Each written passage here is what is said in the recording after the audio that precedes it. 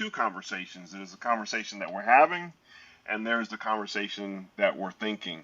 And sometimes the conversation that we're thinking about or we're having over here, some of that stuff needs to be in the conversation that we're having. Welcome to the podcast about communication in business. I'm your host, George Torok. Did you know that I'm known as the speech coach for executives?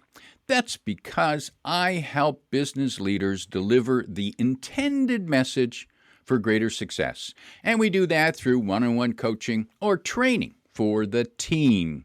On this podcast, you will hear insights and perspectives from communication experts from around the world. My guest today is Keith Willis. Here's 3 facts that I think you should know about Keith. 1, he is president and founder of Core Management Training with nearly 30 years in healthcare, spanning sales, leadership, operations, and training for major pharmaceutical companies on multi-billion-dollar brands. Core Management Training helps organizations build leadership competencies, coaching systems, and sales performance frameworks that strengthen managers and elevate teams. 2, Keith is a former U.S. Army captain. Yeah, you don't mess with him. He honed his skills in team building, strategic planning, and leadership before translating those lessons into coaching and developing leaders across the pharmaceutical industry. And 3, Keith sat on the Berlin Wall just weeks before it came down, an experience that shaped his appreciation for change, resilience, and perspective. Keith Willis, welcome to Your Intended Message. Thank you so much, George. Really excited to be on the podcast with you. Funny when you said, don't mess with Captain Willis. My wife jokes sometimes and she says, don't mess with Captain Willis. That's when she's thinking something serious that I mean business. She'll call me Captain Willis. And now, Keith, I'm curious, that experience of sitting on the Berlin Wall was created one perspective in your mind, and then when the wall, and there's no way you could have known that when you sat on that wall that would fall just weeks later. There's no, I mean, who predicted that? And I'm curious, what did that do to how you see things, how you see the world? Thanks for the question, George. I, when I think about that time, and I believe this would be the late 80s, and it was the 40th anniversary of the wall going up. And at the time, I was stationed in Germany, and they had checkpoint Alpha, Bravo, and Charlie. And I drove through those checkpoints, and driving through the eastern section of Germany, it was so different. And I remember getting to the last checkpoint where you get to Berlin, and the lights come on. Literally, everything is gray and dark. All of a sudden you're in the U.S. sector, everything changes. And then with the wall coming down and having an opportunity to talk to people over the years about some of the changes in that part of the world, it just lets you know that as much as we think that things can't change, that they do change. And that it's something that we live with constantly. If we all think about our careers, things that we've done over time, we always think in terms of this is never going to end. I have this situation, I have this problem, and then we look years later and we figure out, wow, that was good experience. There's something I learned from that, or I definitely have moved forward from where I was in the past. So it gives that perspective that even situations that seem that they're never going to change and nothing's going to happen, that change can happen at any time. And there are so many times when we think that the way the world, our life is right now is the way it will always be, or the way it is in our workplace. That's the way we've always done it this way, so we will always do it this way. But if a Berlin Wall can fall, if a pandemic can come and go, we can change. Absolutely right, George. You're so spot on with that. And it's interesting, if you talk to people, it's almost like the pandemic didn't happen, and it was just a short time ago. Yeah, and one of the side benefits to the pandemic is now we are more willing to communicate online through video conferencing, something that the pandemic kind of encouraged us to do, and it turns out it's convenient. Yeah, absolutely. Yeah, you speak the truth about that, George. It's interesting because when we talk about focusing on your intended message, you have to be a lot better at being able to articulate that message, whether you're in person or whether you're communicating virtually. And that's a challenge for a lot of teams, and even teams that have traditionally been remote because you see your customers, but you might not see your sales manager. You may communicate by different avenues, by phone, by webinars, by Zoom now. Back in the day, there were other technologies that we used on a regular basis, but customers are asking for more virtual engagements. And how do you do that more effectively and making sure that you are able to provide your intended message? And Keith, you are a champion of leaders being coaches, of coaching their team. And again, I see, in my mind at least, a conflict there because you came from the military, and I don't think of a military captain as coaching the team. I just think of them barking orders. So, how did you transfer the military discipline and always follow the order, sir, into coaching? What did you have to go through to cross that change yourself? George, I would say that they're more similar than different. There's a thought process that if you're in the military that you only follow orders. And one of the things that the military does well, it prepares everybody for leadership. So even as a young lieutenant, I had platoon sergeants, and while they reported to me, I was smart enough to know that they knew a lot more than me, and that it was better for me to know and listen to what they had to say. The other part of that is that when you look at the chain of command, the platoon sergeants rely upon their squad leaders. And so their squad leaders run their teams, run their sections. And so leadership is always pushed down. It's the next man up. And from that, when you so one of the lessons I had to learn that yes, I was an officer, but at the same time, at times you have to be a follower. To be a good leader, you have to be a good follower. And sometimes you have people on your team that are trying to tell you things that you need to listen to. And if you don't listen to those things, you're not going to be able to accomplish the mission. So there's as much coaching that occurs in the military as there does in corporate America. In fact, I would argue uh, for every school that I went to, all of those schools in the military prepared me for the next level of where I would be in the military. And so, unlike corporate America, we promote managers. We don't necessarily take them through some level of leadership training. I had 6 months of additional training after I got my commission before I went to a line unit and became a platoon leader.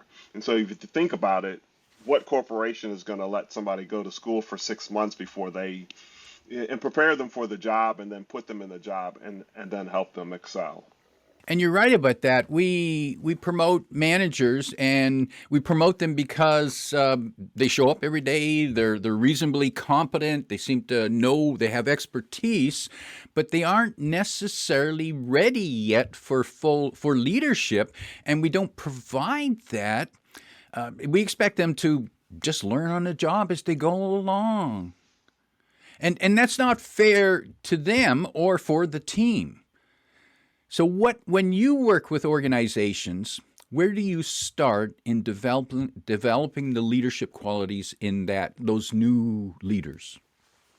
So, George, I think the first thing you have to do is you have to do some level of assessment. The pharma industry across the board has done some level of training, and oftentimes it might be later than earlier. What happens is you have a lot of managers that have a variety of different skill sets across the spectrum. You have some managers that are newer.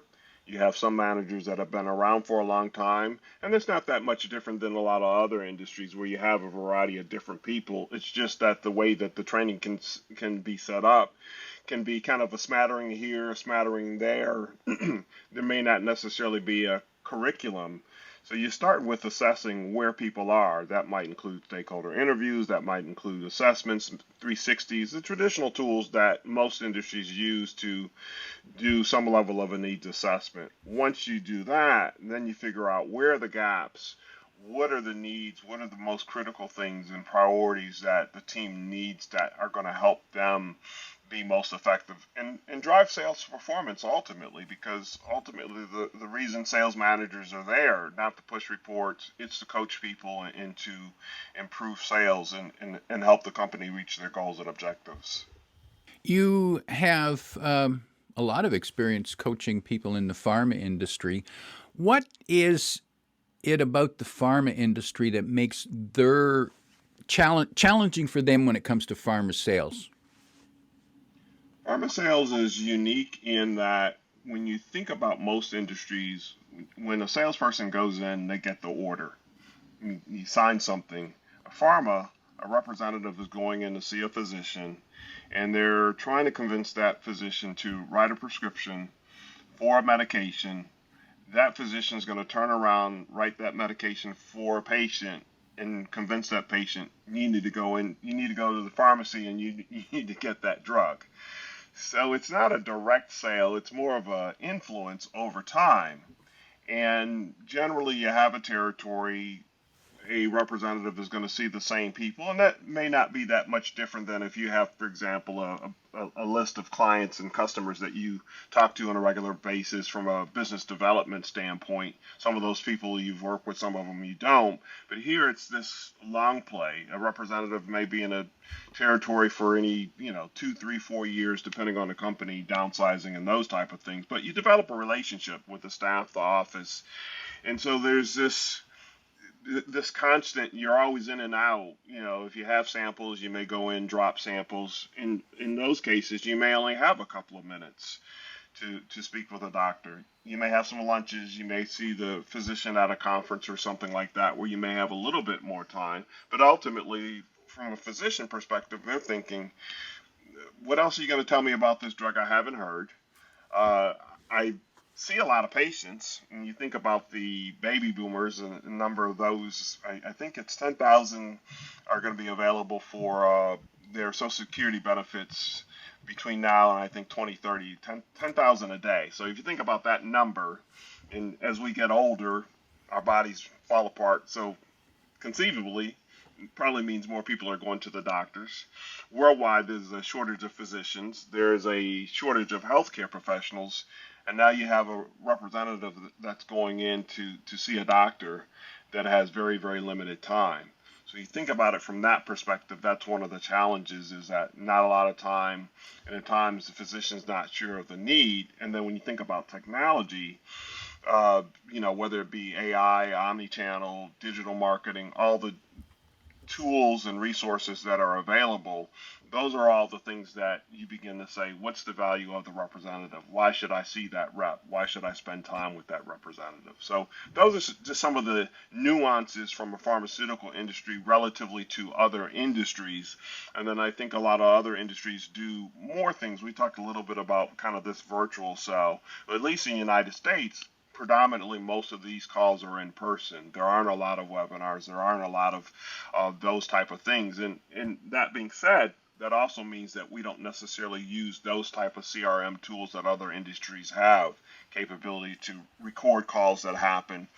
A little harder when you're in person. You're going to record what was said, what happened, and then be able to go back and look and say, oh, from a coaching perspective, we should focus on this, or be able to use some of that technology to be able to enhance coaching and feedback for sales representatives and provide tools for managers to be more effective from that perspective.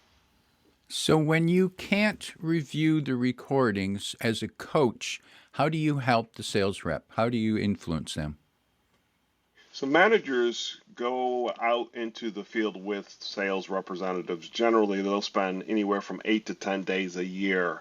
Usually it's a 4 to 6 week cycle. And then the manager writes what we call a field coaching report. And that field coaching report just talks about the day, what happened, action plans, those type of things. And I'm sure a lot of other industries do something similar. It's just that they have the use of technology. And through the CRM, they can look at call notes and get a sense of, what the call notes were and continuity of the call and all of the things that go along with that. So the manager does have tools. They have a lot of reports. They can get a sense of how many calls a representative made a day, what the primary product was. So there are definitely things that are available for managers to be able to use to effectively coach their representatives. When you're working with the managers on how to improve how they coach, what mistakes do you find they commonly make? It's a good question, George. I think one of the things that, and I laugh and I don't know that it's really funny, but you think about a lot of the coaching models, grow coaching model, for example, those models are based on a lot of questions.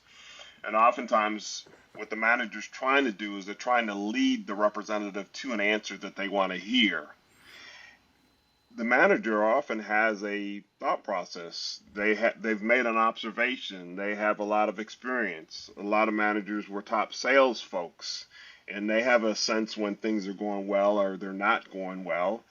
They don't provide their point of view, and they don't support that point of view with data and observations that they've seen, and then they don't ask the representative, what do you think about what I said? So you can have a conversation. What it sounds like 1,000 questions. And I remember earlier in my days as a sales manager, representative saying, what is it that you want me to say? Because they know you're looking for an answer. And I see that time and time again when managers are coaching. They ask 1,000 questions, they never get to the point, and they're frustrated because they're thinking the representative's not listening, they're being difficult, they're not paying attention, when in fact the representative's sitting there and they're thinking, I don't even have an idea of what we're supposed to be even talking about. So it's that yin and yang that I find that coaching becomes very difficult because it feels like that the manager has an agenda. And they often do have an agenda. And I think it's okay to have an agenda, but I think if you both agree that this is the topic and the thing that we need to be talking about and how do we solve and help improve that area, it's going to be far more effective than if the manager says, I want you to do this, I want you to do that, I want you to do the other, and then follow up weeks later and find that nothing's happened. Well, of course not, because you never agreed that that was what needed to be done. And so the representative is they're being a good employee because they're listening to their manager, and gets back to this whole piece around taking orders and following direction. Corporate does that a lot also, and that's what they're doing. So nothing moves forward, and managers begin to be very frustrated by that. And they've and it's not just the grow coaching model. It's a lot of coaching models. It's even if you go through a coaching program where you're coaching other people outside of salespeople, it's asking questions, letting people come up with their own, observations and challenges and those type of things. And I think there's value in that, but I also think that the reason you're being hired oftentimes is because of your expertise, your experience, and you have a way to be able to share that, but also have a way to do it in a way that you're working alongside that person. Keith, so I'm thinking there that the manager, the coach, has the experience, the knowledge, and for some reason they're trying to tiptoe around because they want to suddenly bring the sales rep up to speed in just one conversation, but the sales rep doesn't have the experience of that manager's experience, training, and then the manager is frustrated because the person isn't getting it, and the sales rep is frustrated because he doesn't understand what the hell the manager's talking about. You got it. And it's been, and some people seem to think that coaching should only be about asking questions. But I suppose if you ever watch a football game, you don't see the coach on the side of the field saying, "Okay, now George, when they attack you, what do you think you should be doing? And instead, he just tells them what to do. Go left, go left. There's a hole on the left side. Go there. And so sometimes it means that, hey, you just need to say what you need to say, and then at least they got something they can think about and they can grasp. And oh, that's what you mean. And when you are coaching people, there must be times when you see the lights suddenly go on. They go, oh, really? That's what I should be doing? And that's an aha moment. So what are some of the other aha moments that you've noticed in your training when you're coaching, when you're helping these coaches be better coaches? That's one of them. Um, how does that saying go? There's two sides to every problem. The lights go on, and the manager realizes that I'm part of the problem. I'm part of the challenge of being able to get through my representative. It's not always them. Some of it's me. And then the other thing is that Rome wasn't built overnight. These conversations take time, and you have to be willing to invest the time. And there's this pressure of managers have 1,000 things to do. They may have anywhere from 8 to 12 representatives, and all of the numbers and all of the things that they're managing. They've got stuff they've got to report back to their boss on. All of those things, and at times it gets in the way of understanding that if you're trying to build a skill set, that doesn't happen overnight. And in some cases, it's not even always a skill set. I remember working with one of my sales representatives as a manager, and they would not close. And I remember saying to them, I said, you've been doing this for a long time. I know you know how to close.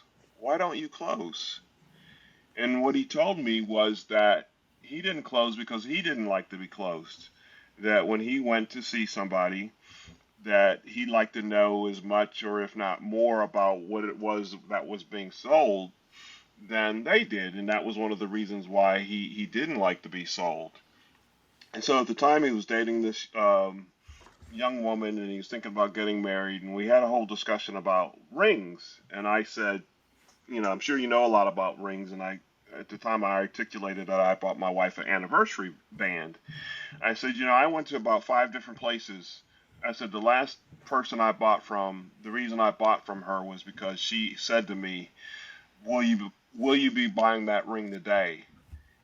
And I stopped and I paused, and I told him, I said, I could not think of a reason why not to buy that ring. And I said, I had done a lot of research. I said, I was scared, and I needed somebody to sit on the side of the table with me to help me make that decision. And so the consequence of here was somebody that had it was a value set, and part of the coaching and conversation was around values and belief and using stories to get them to understand and see a different version of why it was important to close. Not that they didn't know how to do that. And so that's a lot more than just asking 1,000 questions. But in this case, I did ask a question, but I asked a question around something that was important because I knew that he knew how to close. So it's those nuances and things that if you can help managers, help coaches, and help leaders be more effective at, that you can help them be a lot more effective, that it can have significant impact. So the consequence for this sales representative, they started closing more effectively. Will you be buying that ring today? And when and that question is so clear, and it's suddenly, oh, I have to decide. Why would I not? I want to do this, right? I want to be a hero when I come home. Right. So, in simple advice, and are there now? That's a good phrase. Are there other magic phrases that you've found helpful to the coaching process? I don't know if they're magic phrases. Um, I think it's being in the moment. I'm trying to remember One of my salespeople told me this is ages ago. He used to always say, "You always have a way to come up with the right question." I said, "Well, you play off of what people say to you, and so you use that as an element in the question process because it's kind of their mindset. They present things that they're thinking about, and you use that and you switch that." I think the same thing goes with coaching. Paying attention to body language, paying attention to what people don't say, all of those things are important. And the challenge can be you can spend so much time thinking about what's the next question I'm going to ask. You have to be present. So I think that's the bigger thing. So it's I mean, yeah, you can write down a bunch of different phrases and things that you can come up with, but I think ultimately if you're present, you come up with good questions to be able to ask. I don't know, George. What's been your experience? And I'm with you there on being totally in the moment because when you listen and try to put yourself into the mindset of the other person, and I just wrote down what I thought was significant. Listen for what people don't say, and that needs to be drawn out. It needs to be drawn. Look for what they're not saying because that tells you more than what they're saying, maybe. Yeah. And when you're hearing what people don't say, Keith, what do you do or say to draw that out? Do you simply blurt it out, or do you coach them to say that? Sometimes you coach them. People give clues. There may be some hesitancy.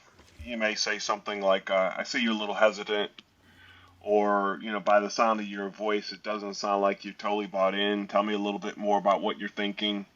Using phrases and questions like that can coax people, open people up. Oftentimes in these conversations, we're having another conversation. There's two conversations. There's a conversation that we're having, and there's the conversation that we're thinking.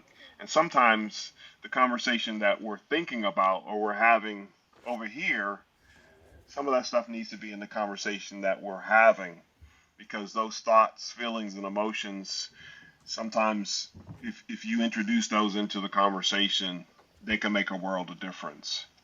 And if you can help people pull that out, and you got to do the same thing as a coach, sometimes when you articulate what you're feeling, what you're thinking, can make a big difference because then it gives people an idea of what are the stakes, why is this important, and they'll be more open if you're more open.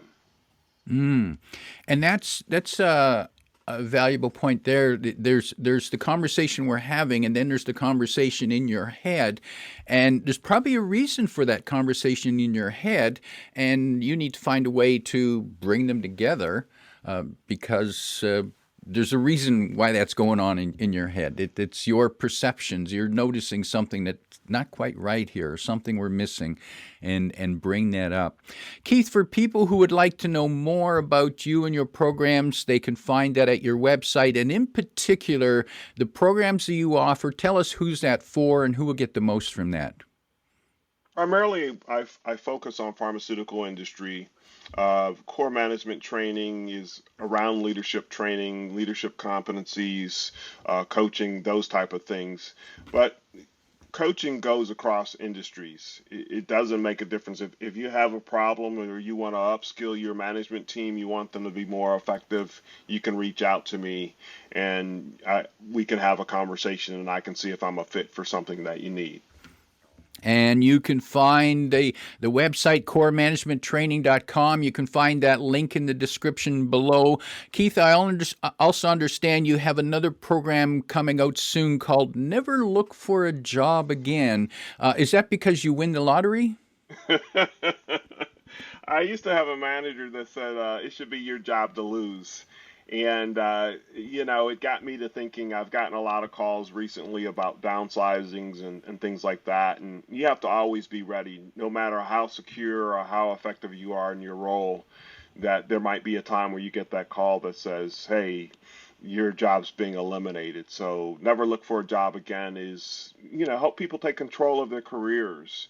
We talk about your intended message. Well, being ready is one of them, and making sure that you have all the things and that you're networking, you're doing all the things that you need to do to make sure that you're career ready. So that's what the course is about. I just find that I have a lot of these conversations even as I'm supporting companies and clients, and this is something that's important. And you can find more information about that on his website, coremanagementtraining.com. Keith, as we prepare to wrap up, imagine you're sitting with a company leader who wants to start coaching their team. It's not something they've done systematically before, but they want to start coaching their team to be more effective, to work together. If there's 1, 2, or 3 pieces of advice you would give this leader in approaching how he or she's going to coach, what might that advice be? I would start with number one, start simple. When we talk about coaching, we usually say coaching and feedback. I would start with feedback. Feedback's simpler, and I would start with positive feedback, letting people know what they do well. I would start there, and then and I would let people know, hey, we're going to start giving you some feedback. Primarily be positive. Do that for several weeks. It should still be a 7-to-1 ratio when you begin to give more critical feedback. There are several models that are out there. I would learn a model, and then I would bridge into coaching. And that coaching can happen, just as effectively with just managers doing their one-on-ones. If they're doing one-on-ones with their salespeople, and say, hey, as part of this, we're going to do some sales coaching. And I think if you do those 3 things, start with feedback. 2, communicate that you're going to do that and use models that are out there and available. And number 3, use your sales one-on-ones to do that. I think those will be some things that will help managers do that more effectively. Valuable advice. My guest today is Keith Willis, reminding you to be a good leader, be a good follower. If you like what you heard, tell your friends and post your 5-star review on Apple Podcasts, because that helps more listeners find us. Come back every week for more practical insights to help you deliver your intended message. I'm your host, George Torok.